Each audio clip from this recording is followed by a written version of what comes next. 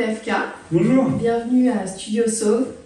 On est très content de te recevoir aussi aujourd'hui pour comprendre les nécessités de l'écriture, les bienfaits de la lecture et le processus de création d'une œuvre littéraire.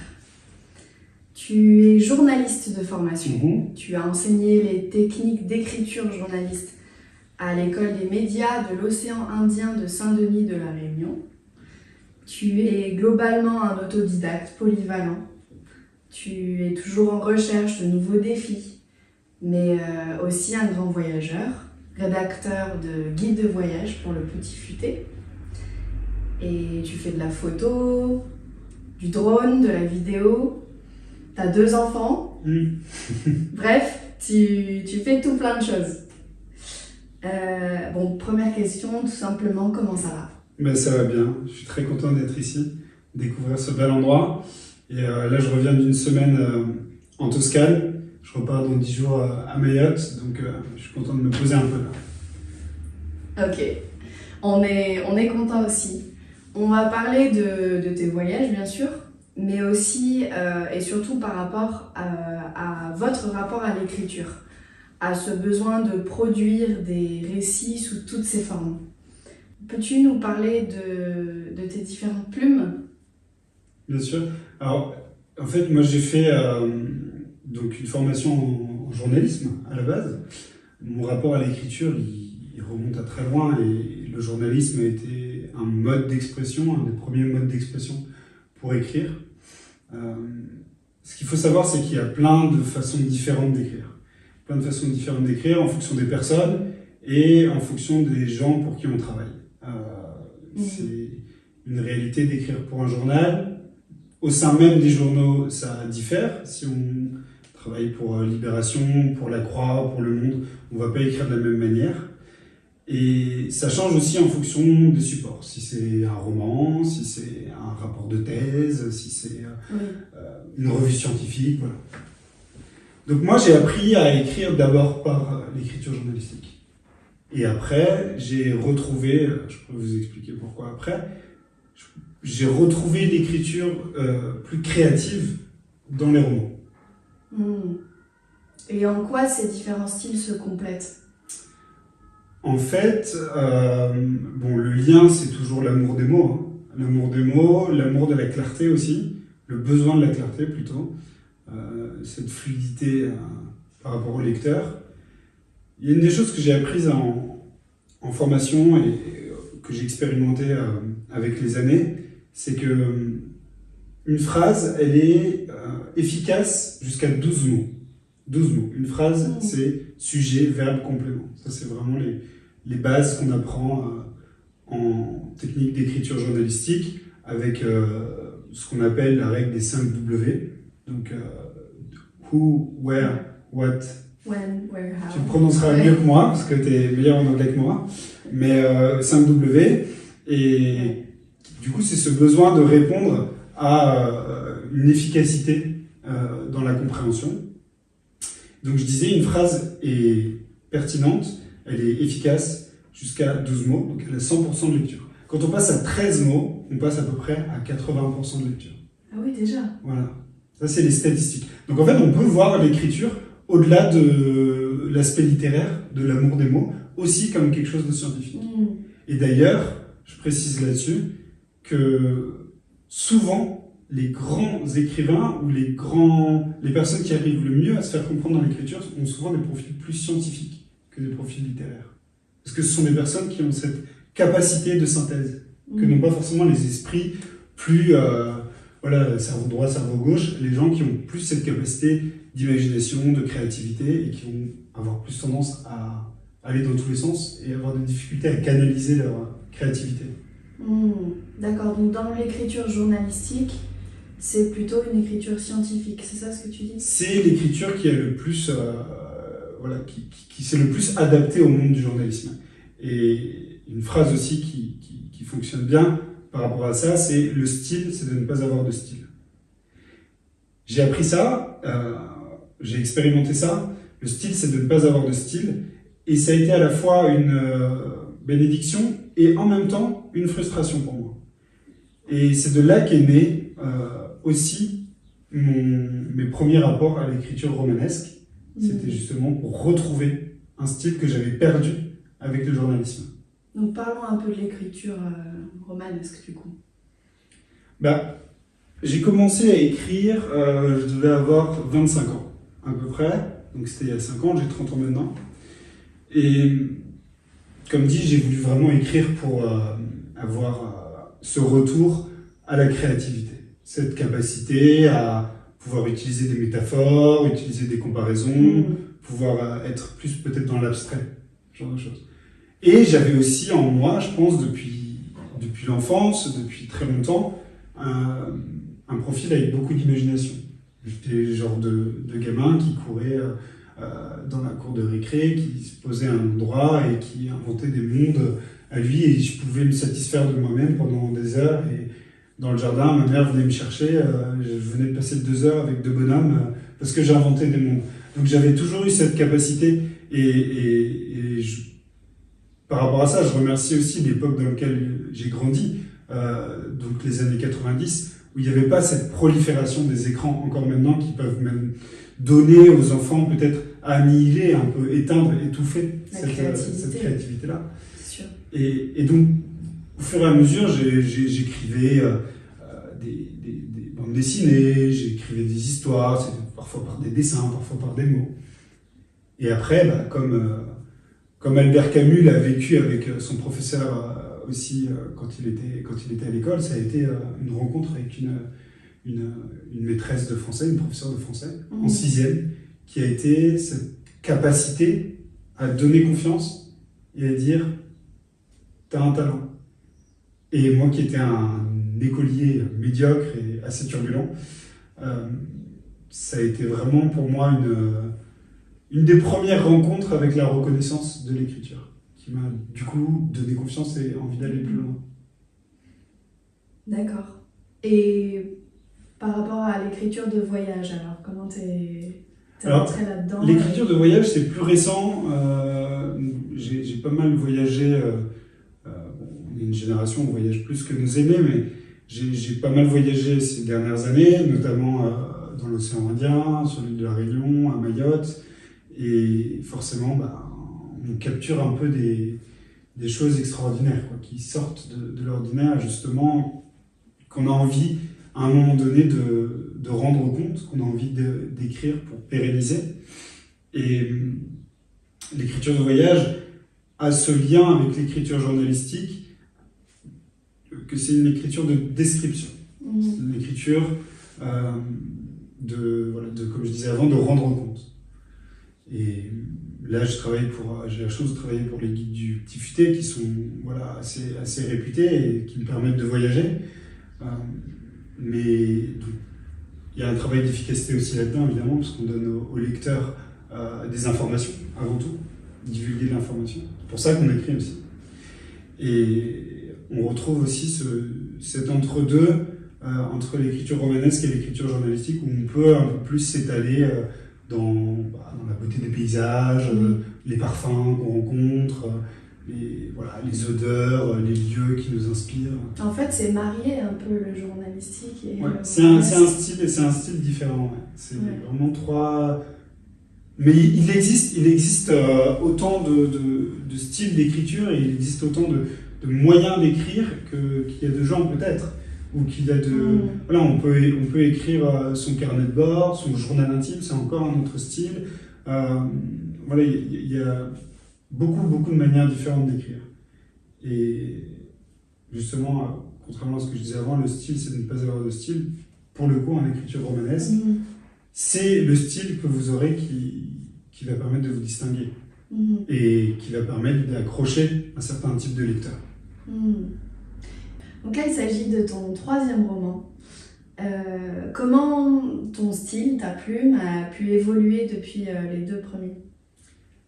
Le premier livre que j'ai écrit, du coup, c'était parce que je me suis retrouvé à Paris, alors je ne vais pas dire en isolement, mais je me suis retrouvé à Paris dans un cadre de vie où j'avais pas mal, d'une part, de temps de transport, et d'autre part, de temps où je pouvais le soir écrire. J'avais pas d'enfants, j'avais pas de femme. Donc j'avais du temps pour moi le soir et j'avais d'une certaine façon envie de rentabiliser ce temps, quoi. De l'utiliser de façon intelligente et ça répondait aussi à un besoin de créativité en moi qui n'était pas exprimé avec mon travail à l'époque.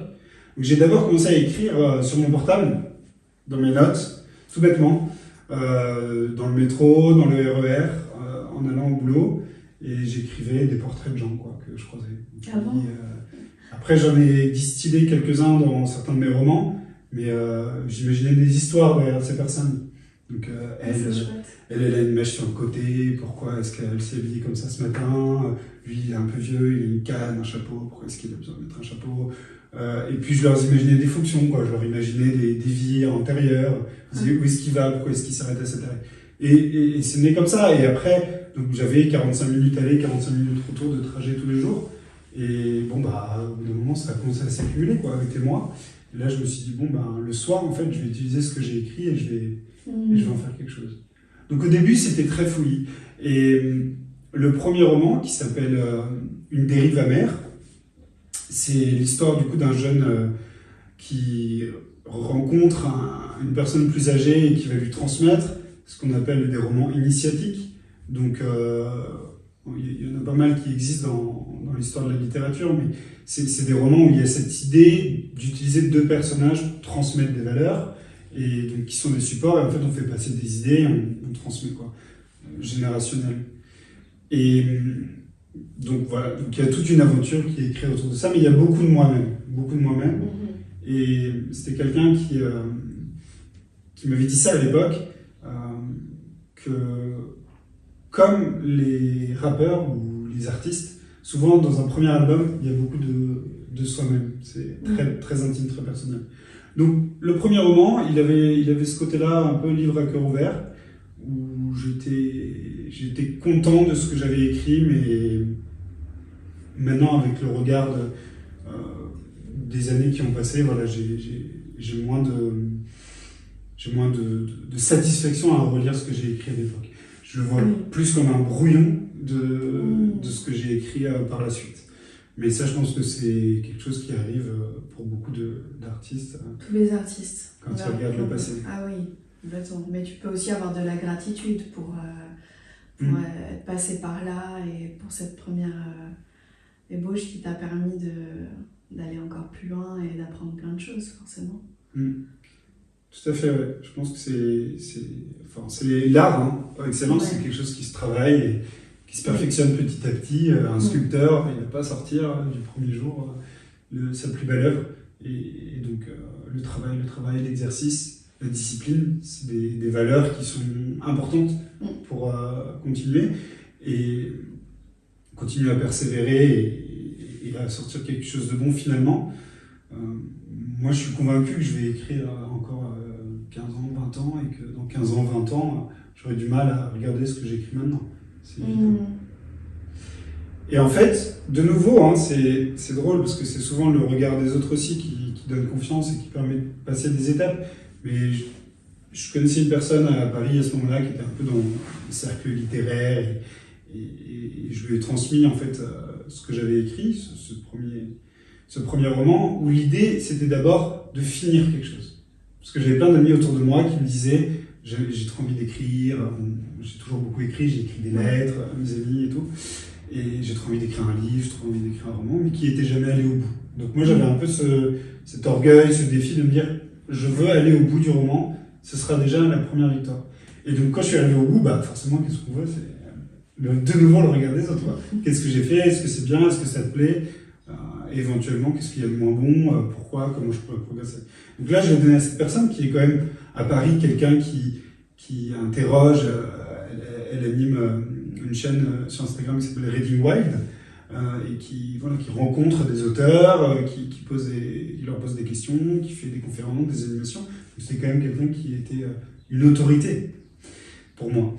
Et en fait, elle m'a dit, c'est publiable.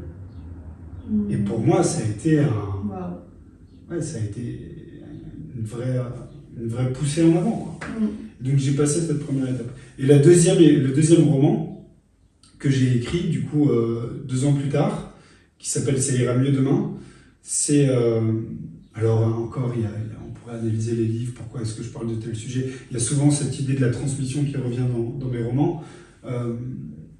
Et ce deuxième roman, en fait, c'était plus une antithèse du premier. Dans le sens où je me suis dit, tout ce que j'ai raté dans le premier roman, ou tout ce que je n'ai pas aimé, eh ben, je vais faire l'inverse dans le second. Donc en fait, les deux premiers se complètent pas mal. Et par exemple, le premier, il y a beaucoup il y a très peu de dialogue, le deuxième, il y en a beaucoup. Le premier, c'est des chapitres assez longs, qui font une quinzaine de pages. Le deuxième, c'est des chapitres qui font 5 pages. Et en fait, la conclusion de ça, l'analyse, c'était de me rendre compte que je cherchais encore mon style. Je cherchais mon identité et j'ai fini par le trouver au troisième roman, donc celui qui sort là le 23 mai 2024. Ok. Bah, bravo en tout cas. Merci beaucoup. Tu parles de transmission, ça fait plusieurs fois que tu mentionnes ce thème. Pourquoi tu penses que d'où ça vient? Est-ce que ça vient de quelque part en particulier? Pourquoi c'est un thème récurrent dans tes romans? C'est une bonne question. Je me suis jamais vraiment interrogé par rapport à ça. Je pense que j'ai une affection particulière pour les personnes âgées.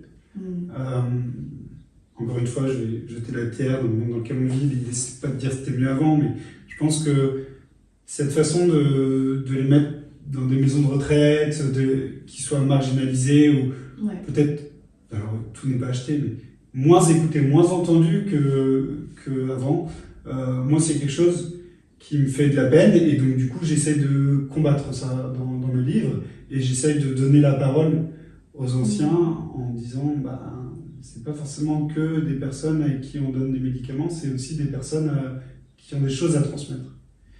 Et le savoir, pour avoir un grand-père qui a Alzheimer et qui a justement ces pertes de mémoire qui étiolent le savoir, c'est quelque chose qu'on doit transmettre. Et je pense que c'est en ce sens-là que c'est important pour moi dans mon écriture.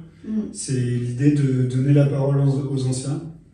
Il y a un vieil adage qui dit si jeunesse savait et si vieillesse pouvait, que je trouve assez fort. Parce qu'en fait, c'est deux générations ont cette capacité de créer quelque chose ensemble. Nous, jeunes, devons avoir l'humilité de dire on ne sait pas tout, mais par contre, on a la vitalité, l'énergie de faire. Et les personnes âgées ont moins cette capacité de mobilité, mais par contre, elles savent, entre guillemets, elles savent. Ok. C'est très intéressant. On peut peut-être passer sur... parlons encore un peu du style, de l'inspiration. D'où tu trouves tes inspirations et comment ça t'a aidé à construire ton style à toi? Alors, l'inspiration, c'est pas mal d'observations. Hein. C'est Patrick Modiano, il faut regarder le discours qu'il fait quand il reçoit le prix Nobel, qui est incroyable, parce qu'il raconte comment est-ce qu'il fait pour être inspiré. Il le dira beaucoup mieux que moi. Cette capacité de se mettre en retrait de la société et d'être un peu comme un aigle qui survole et qui voit la vue d'ensemble. Donc il y a beaucoup d'observations là-dedans. Moi, je suis quelqu'un qui fait une grande place à la contemplation dans l'écriture, à la description aussi de paysages, des atmosphères. Et après, dans le style, pour parler plus littéraire, pour le coup, je suis très influencé par Guy de Maupassant, parce que pour moi, c'est c'est un génie. Pour moi, c'est un génie. Et pour faire un rapide récap de Guy de Maupassant. Guy de Maupassant, c'est un auteur qui a été formé par Flaubert. Flaubert, donc son grand maître, qui était proche de la famille de Maupassant, qui lui a vraiment donné cet appétit et cette rigueur dans le travail. Flaubert avait une méthode de travail qui était ce qu'on appelait le gueuloir, c'est-à-dire qu'il était dans une pièce, debout, et il gueulait les phrases qu'il avait écrites la veille. Pourquoi il faisait ça? Parce qu'en fait, il se disait, si je trébuche sur un mot dans ma phrase, à l'oral, le lecteur trébuchera dessus en la voyant, en la lisant. Ah. Et donc, Flaubert il était un peu barge par rapport à ça, c'est-à-dire que lui, il le dit à un moment donné, il va écrire chose qui pour moi en tant qu'écrivain est inimaginable, parce que j'ai cette culture du rendement aussi dans le temps que je passe à écrire, mais il va écrire 50 pages pour en garder une. Moi, j'ai écrit 50 pages, je supprime une demi-page à la limite, et je me fais violence à supprimer ce que j'écris. Il faut le faire, il faut raturer. Mais tout ça pour dire que, je pars en digression, mais que donc, Maupassant, formé par Flaubert, formé par cette école de la rigueur vraiment de l'écriture, a adapté son style d'une façon très synthétique, c'est-à-dire que en un paragraphe, globalement, en 5 lignes, on arrive à avoir une ambiance, on arrive à avoir une odeur, on arrive à avoir un personnage un peu décrit, peut-être survolé dans la description, et une action. Et arriver à faire ça en 5 lignes, et à le reproduire 5 lignes par bloc de texte, sur 100 pages, 150 pages, pour moi c'est énorme, et c'est l'apogée pour moi. Alors, la littérature, ça se discute beaucoup, hein. Les adeptes de Proust, les adeptes d'Hugo, voilà. Je ne vais pas dire que je suis adepte de Maupassant, mais pour moi, c'est dans ceux qui veulent apprendre à écrire, c'est l'apogée, ou du moins c'est le modèle à atteindre et à calquer pour s'exercer. Donc, dans les nombreux auteurs que j'ai lus, parce que quand on aime écrire, on aime lire, souvent, c'est celui qui m'a le plus appris. D'accord. Et quelle est ta discipline d'écriture ? La discipline. C'est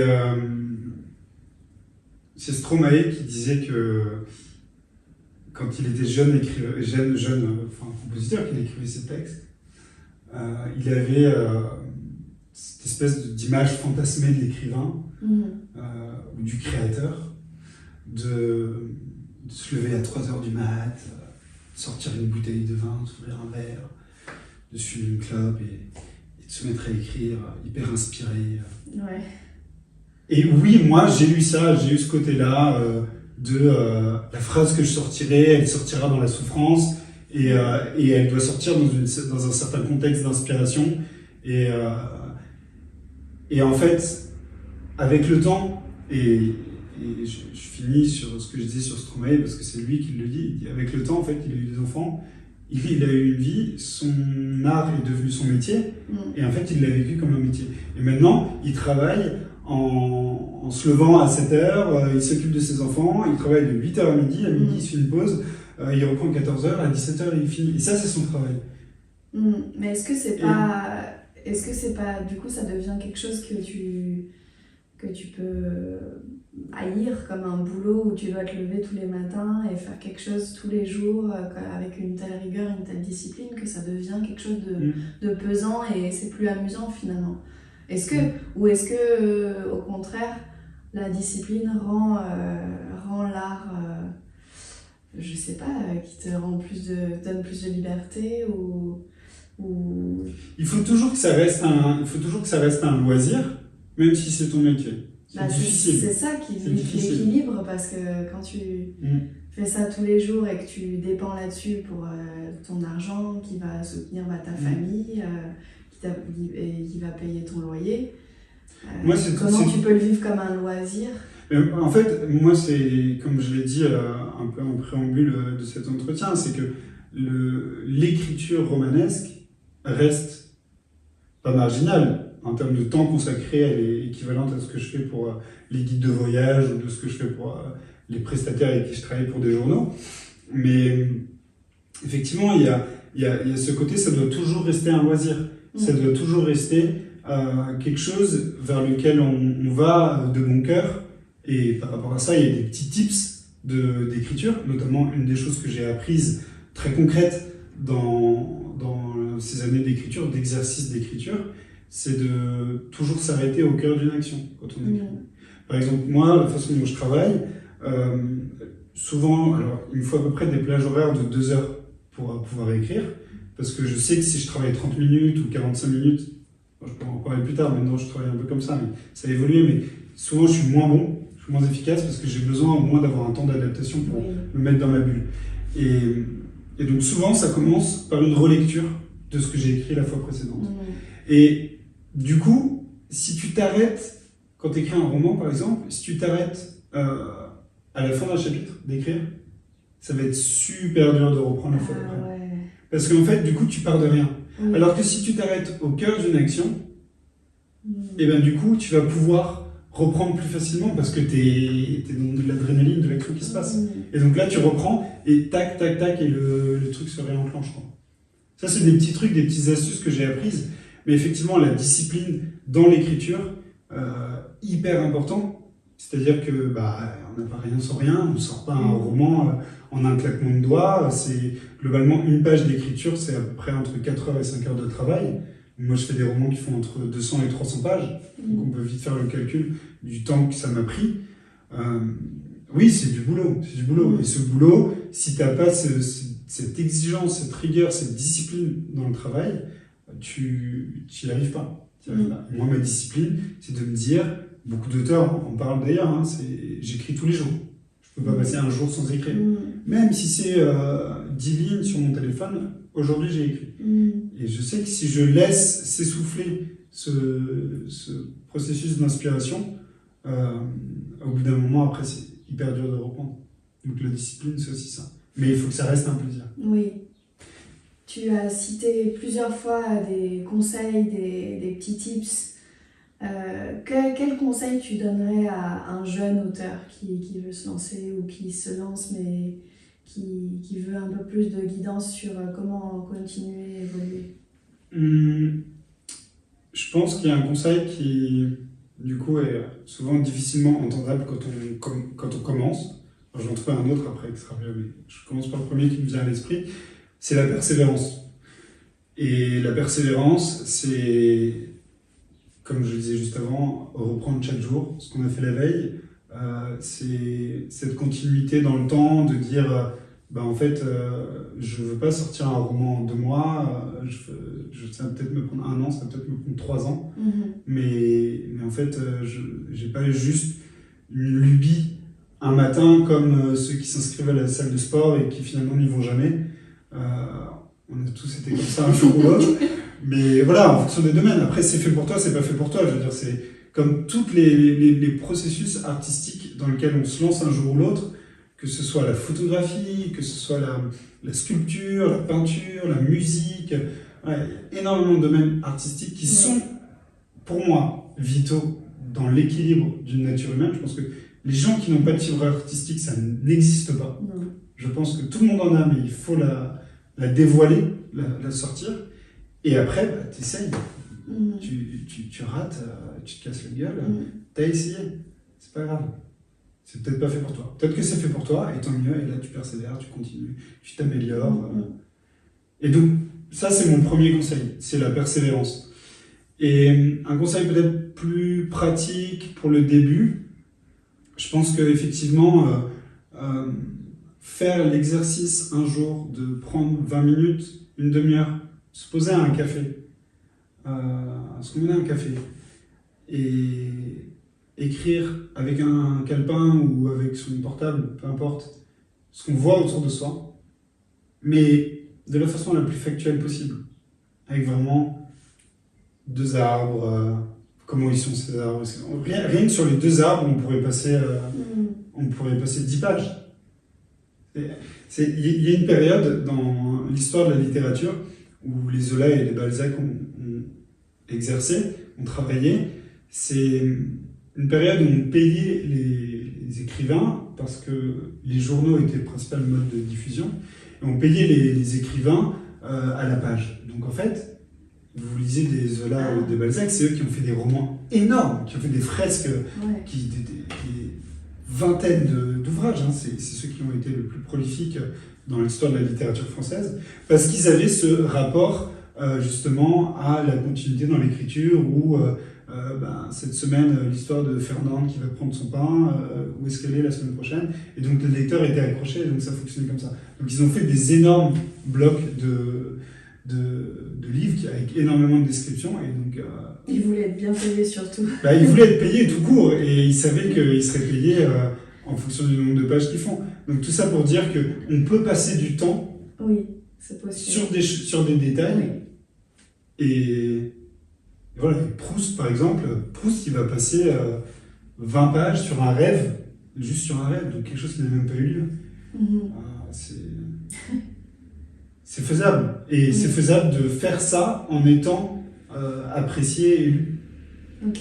Donc voilà, un conseil plus pratique, posez-vous à une terrasse de café et décrivez ce que vous voyez autour de vous.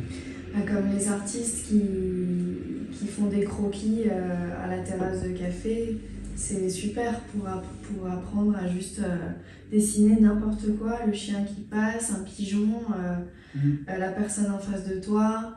Et tout d'un coup, si tu fais ça tous les jours, tu verras que tu t'améliores au bout d'un moment.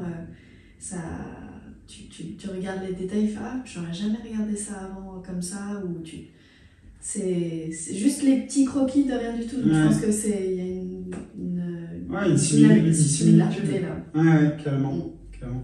Mais c'est la vie, hein. Les terrasses de café, c'est la vie. Les places de village, c'est la vie. Les métros, même si les gens sont parfois un peu amorphes, c'est la vie aussi. Et il faut aller chercher la vie pour écrire.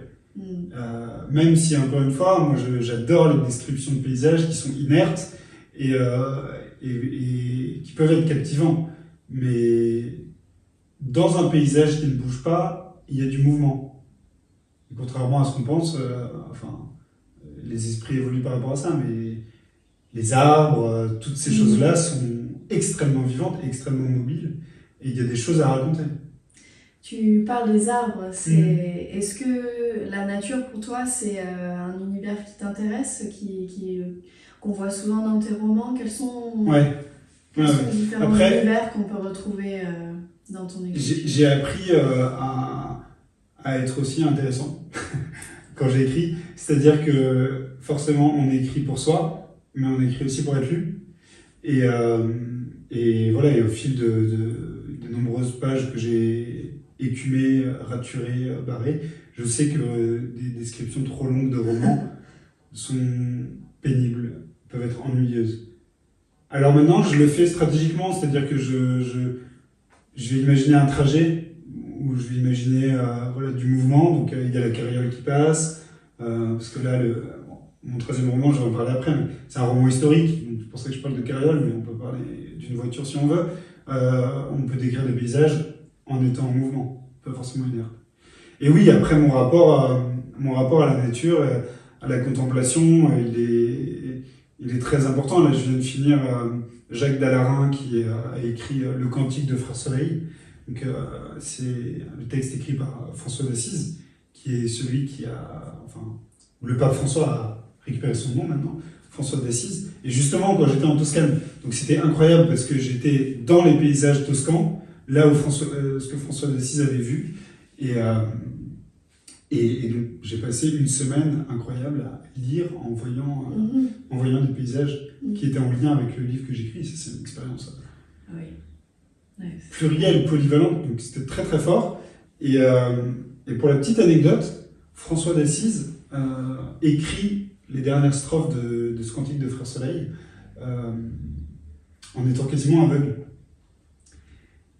Et je trouve ça assez fou de ne plus avoir la vue et de décrire la beauté du monde qui est autour de soi. Parce que le cantique de Frère Soleil, c'est du coup une cantique, c'est un louange, un hommage au Frère Soleil, mais en fait il va faire la fameuse chanson Laudato Si Omni, donc loué sois-tu Seigneur pour les nuages, pour François d'Assise.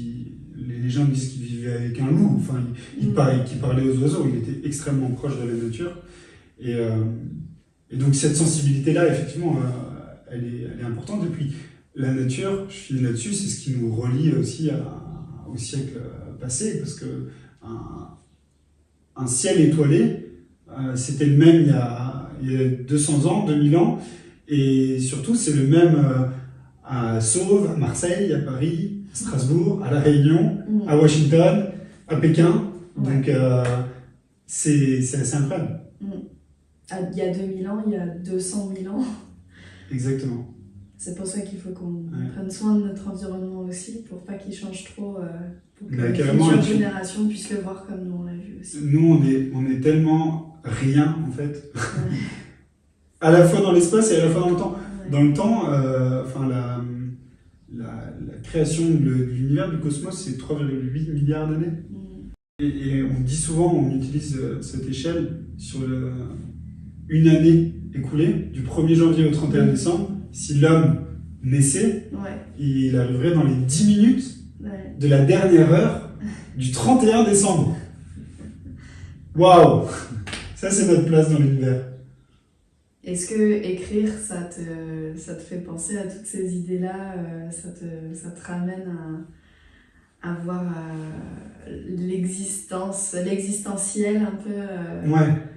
Bah, il y a quelque chose de ça. Écrire, c'est peut-être par là qu'on aurait dû commencer d'ailleurs. Écrire, en fait,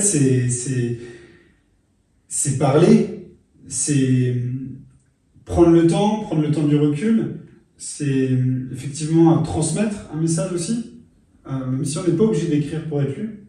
Ça, c'est aussi quelque chose qui est important. Plein de gens qui écrivent, mais c'est pour eux, ça reste leur truc, et ils font vraiment le truc de leur coin, et je comprends très bien ça.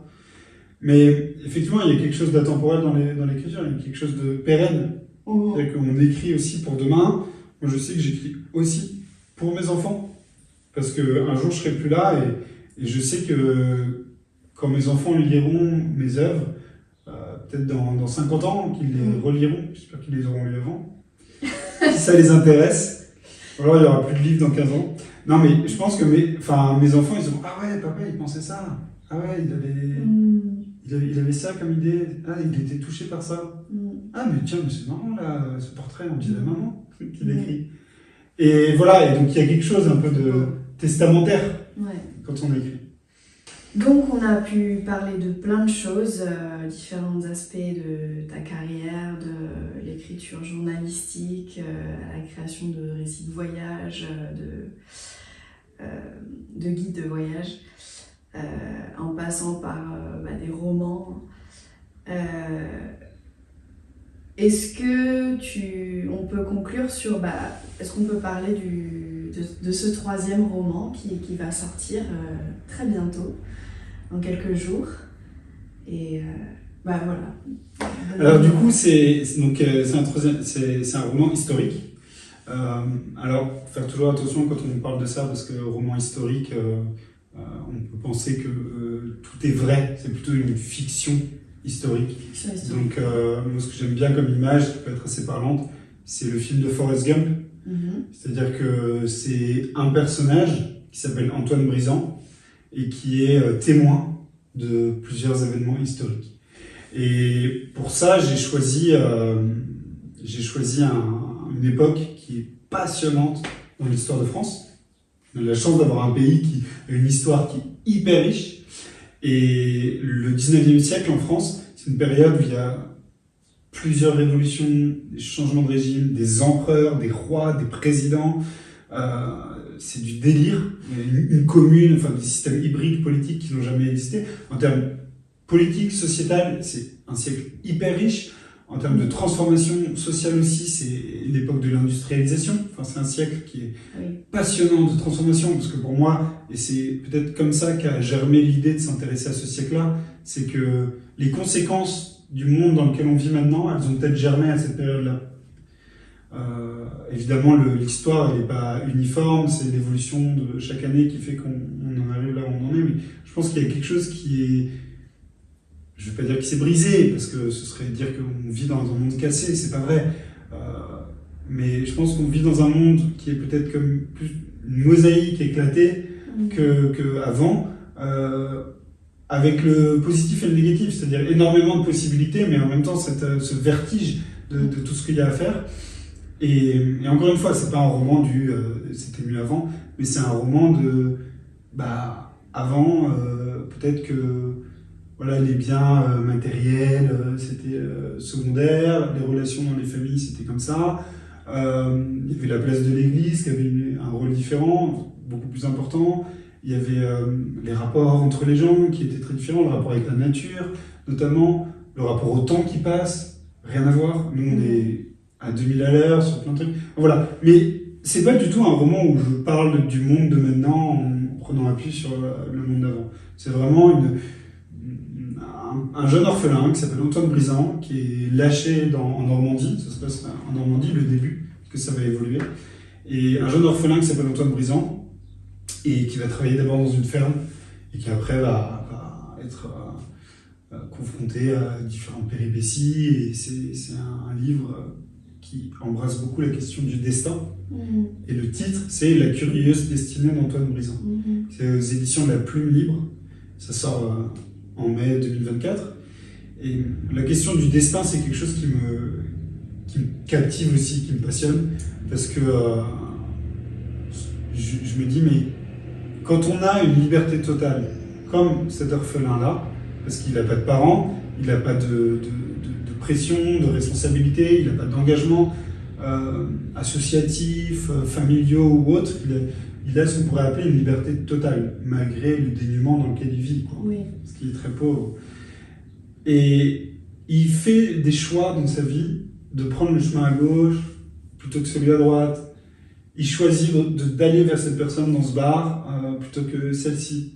Et en fait, qu'est-ce qui fait que sa vie qu'il écrit, ce roman que moi j'écris sur sa vie que lui écrit, qu'est-ce qui fait que il a fait ce choix-là? Est-ce que c'était écrit ou est-ce que non? Et en fait, du coup, il y a cette espèce de miroir en fait entre le siècle qui est extrêmement riche et où la notion du destin n'a presque pas lieu, puisque voilà, les grands changements sociétaux, hybrides, gouvernementaux, c'est des choses qui sont décidées par des acteurs, des hommes qui ont des pensées politiques, qui façonnent, qui font diffuser leurs idées et qui finalement parviennent à convertir ou révolutionner certains systèmes. Comment un homme singulier, un seul, et une histoire de l'histoire de France plus universelle, plus globale, peuvent se mélanger. Et quel lien on fait entre les deux. Voilà, c'est pas non plus un roman que de philosophie et de grandes pensées. Il y a plein d'actions, ça parle d'amour, ça parle d'amitié, mais là je vous ai parlé un peu plus en détail du fond, quoi, de l'histoire. En tout cas, ça a l'air passionnant. J'espère. On espère que nos auditeurs ont pu saisir la richesse et diversité de tes influences, ton style, tes univers, comment tu penses comme tu penses, pourquoi et tout ça. En tout cas, t'as bien montré que l'écriture, sous toutes ses formes, est vraiment un moyen puissant de s'exprimer et de partager ses expériences et de susciter la réflexion. Et donc merci encore pour ton temps et ton partage. Merci à toi. Et on te souhaite beaucoup de succès pour la suite de ton aventure littéraire. Merci. Et on encourage tous nos auditeurs du coup à découvrir le nouveau roman de VFK, La curieuse destinée d'Antoine Brisant, aux éditions Plume Libre. Merci beaucoup. À la prochaine. À bientôt.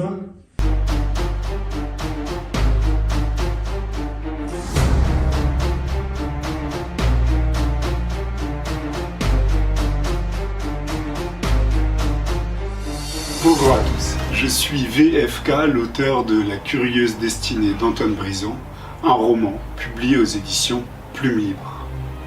L'intrigue de ce roman se déroule en France, au XIXe siècle, dans ce que l'on nomme à l'époque la Seine inférieure et qui correspond en réalité à une part de la Normandie actuelle. Un jeune orphelin, Antoine Brisant, est jeté sur les routes de France et recueilli par un homme, Louis Trébourg, qui veut utiliser cet enfant pour mieux l'exploiter, pour faire entrer sa ferme dans l'ère industrielle, j'allais dire dans l'ère du temps. La question que pose ce roman en lame de fond, c'est peut-on échapper à sa destinée?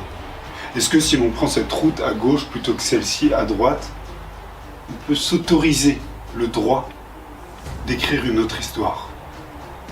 Je pense que ce roman plaira à tous ceux qui veulent voyager. Dans le temps d'abord, ceux qui veulent voyager tout court, ceux qui lisent pour rêver. Merci à vous, bonne lecture et à très vite.